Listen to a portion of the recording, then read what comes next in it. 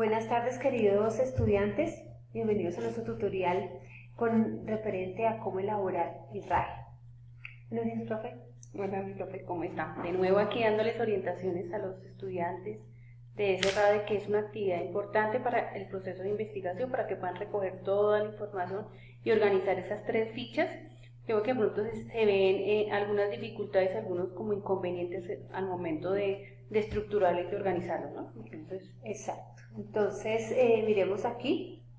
Primero que todo, pues aclaremos qué significa, qué es un RAE, ¿no es cierto? Un RAE es un documento que tiene un significado especial o específico, que es resumen analítico especializado. Este título muchas veces a veces dicen resumen o vienen también reporte, ¿no es cierto? Y el AE también a veces se cambia por especializado, se puede cambiar por educativo, pero en realidad es un resumen y es la condensación de información contenida en documentos y estudios en materia educativa, de manera que facilite al lector usuario pues la comprensión, el análisis de este documento en cuestión. Se redacta en un lenguaje muy claro, sencillo y preciso, guardando la fidelidad posible al texto, teniendo siempre en cuenta que se trata de un análisis. Por ello, quienes elaboran resúmenes son el personal formado en educación, en diferentes disciplinas, en el sector educativo, los estudiantes que están en formación también, y no pueden ser muy extensos, máximo 4 hojas. Porque si no también se vuelve muy... Si no, no sería un trabajo. resumen. Exactamente, no sería un resumen, sería como un trabajo. Estos resúmenes analíticos especializados son muy, digamos, tienen varios usos dentro del medio académico.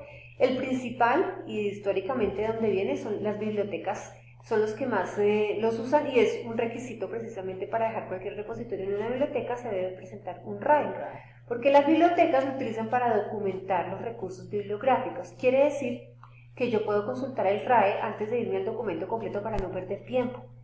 El RAE me va a permitir saber qué contiene el documento y por lo tanto si sí vale la pena irme al original o no. Entonces digamos que es un primer filtro que nos sirve para mirar, detectar, saber y tomar la decisión de si ese documento me sirve o no.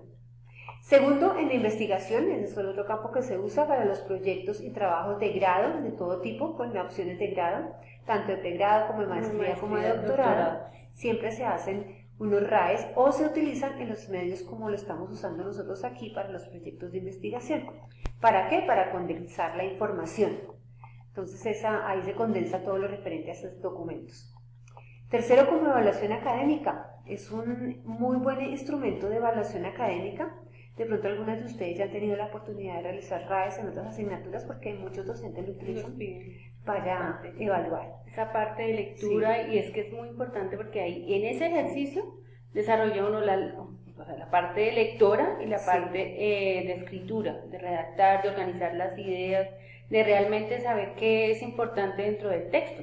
Exactamente, entonces sirve para evaluar las competencias de esa comprensión lectora, cómo se hace la interpretación y el análisis, porque viene una parte no solamente de resumir, sino que también al final hay un análisis, como lo vamos a ver, como ya lo vieron las que ya lo están trabajando y como lo vamos a recordar el día de hoy. Entonces comencemos dándoles algunos consejos para elaborar un RAE. Primero que todo, lea el documento cuantas veces sea necesario, mínimo 3 veces.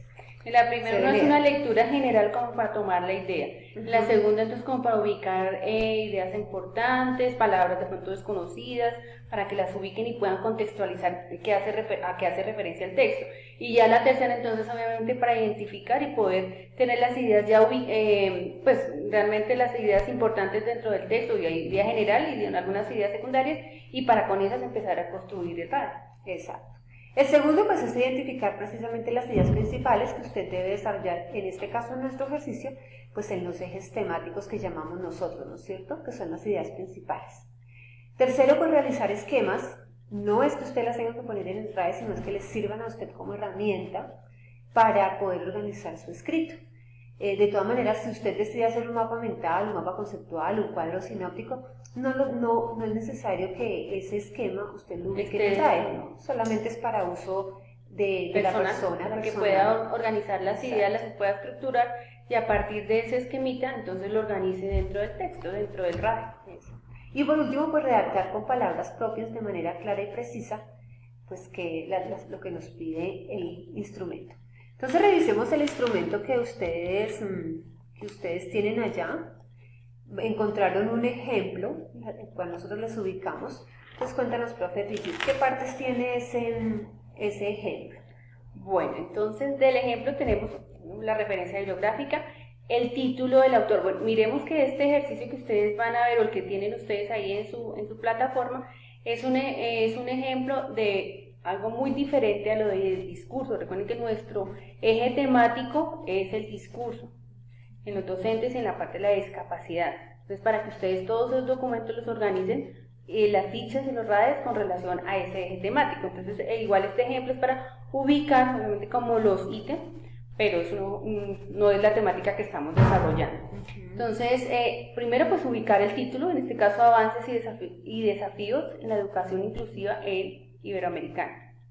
Entonces aquí encontramos el título, ustedes lo escriben, los autores es 1, 2, 3, en este caso tenemos 4 autores, pueden encontrar solo un autor, entonces escriben el nombre del autor. El documento, si es un libro, si es un artículo, si es un capítulo de un libro, entonces es importante que escriban aquí que encontraron, si es el capítulo. La ciudad, entonces pues eso es claro, la editorial, entonces pues completica la editorial donde se encuentra el documento, el año, esto del ICBN o ICSN que ya lo hemos trabajado, que ustedes ya lo han desarrollado durante sus fichas, el DOI también que es el link que ustedes encuentran y que es donde lo vamos a encontrar, o sea, donde se puede encontrar el documento. El siguiente aspecto es el resumen, entonces aquí dice, escriba un resumen entre 200 y 300 palabras que sintetice el texto leído. Recuerden que un resumen es algo muy puntual y debe empezar siempre con este libro, este artículo, este capítulo, hace referencia a que ustedes empiezan a describir. Dentro de este resumen deben ir los ejes temáticos en los cuales se está desarrollando el libro o el artículo que ustedes están trabajando o el capítulo. En este resumen, cuando yo hago el resumen y al leer el resumen, usted sabe realmente a qué hace referencia el documento y si es pertinente, si me sirve para lo que yo estoy, el eje temático que estoy desarrollando o no. Y otro consejo, mi profe y queridas estudiantes, el resumen háganlo al final, cuando ustedes ya han leído mínimo 3 veces el documento y entonces ese punto, ese ítem, háganlo al final cuando ya tengan un panorama completo del libro. Es más fácil. Es muy difícil hacer resumen sin realmente cuáles son los ejes temáticos que estoy desarrollando. Exacto.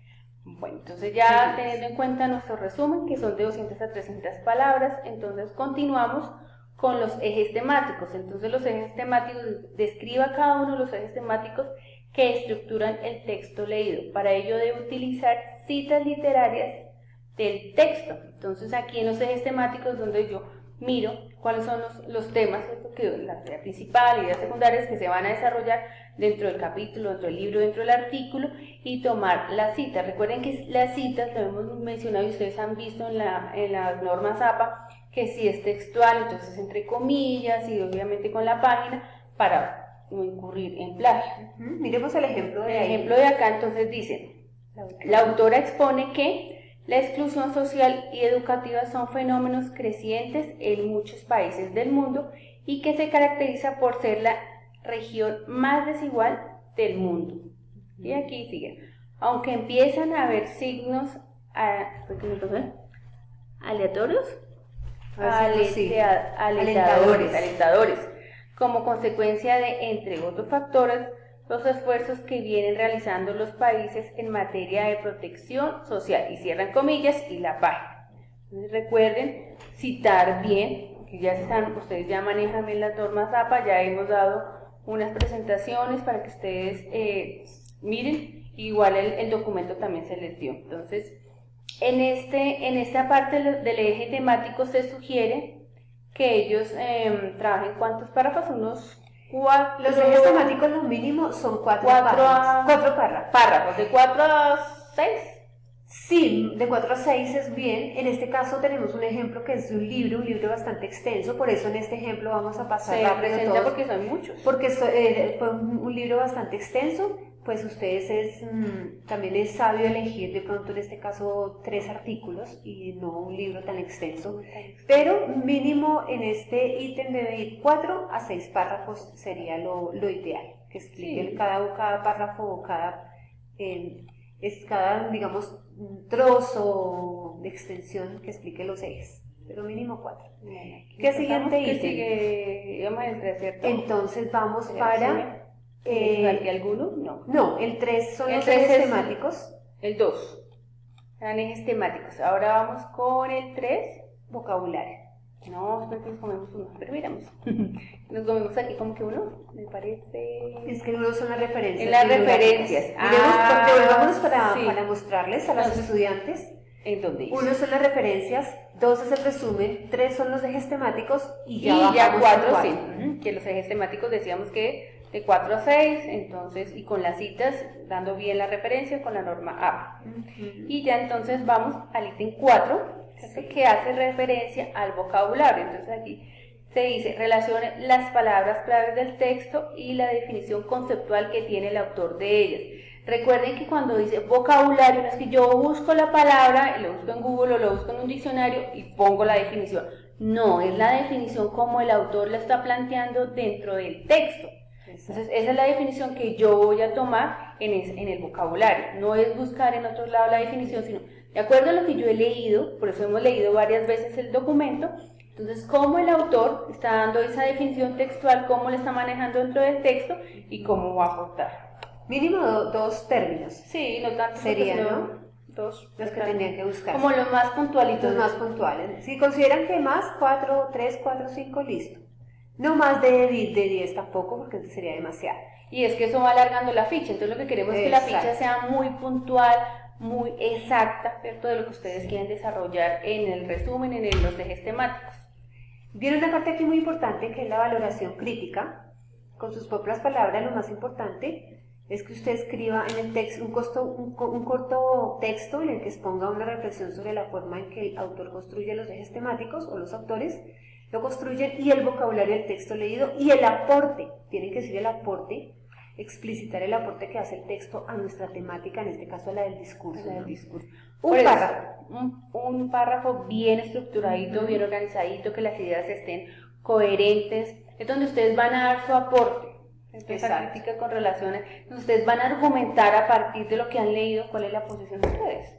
Y miremos el último ítem. Y el último entonces son las fuentes. Dice, haga referencia a los autores, tendencias o trayectorias en el que el autor del texto se ubica para desarrollar sus postulados.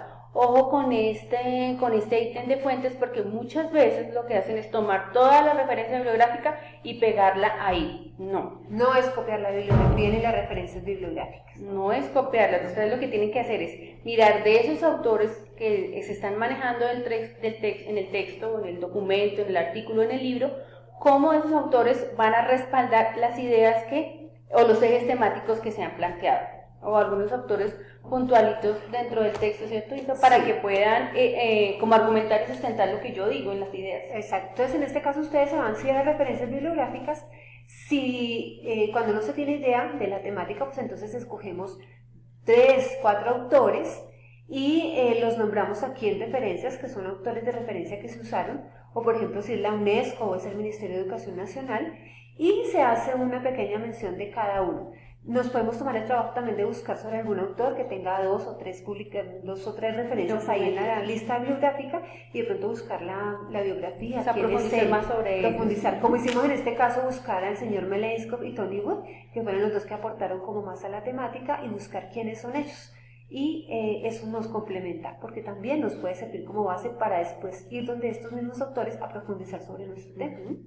Y bueno, y ya por último es la elaboración del documento. Recuerden, la elaboración del documento es de ustedes es la que elabora ese documento, no el autor. Entonces, ¿quién elaboró el documento? En este caso, en el ejemplo, pues la profesora Isabel y la profesora Regina.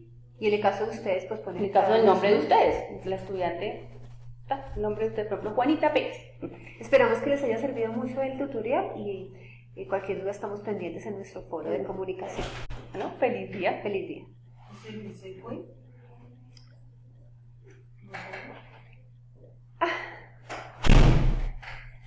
¿Cómo cortamos?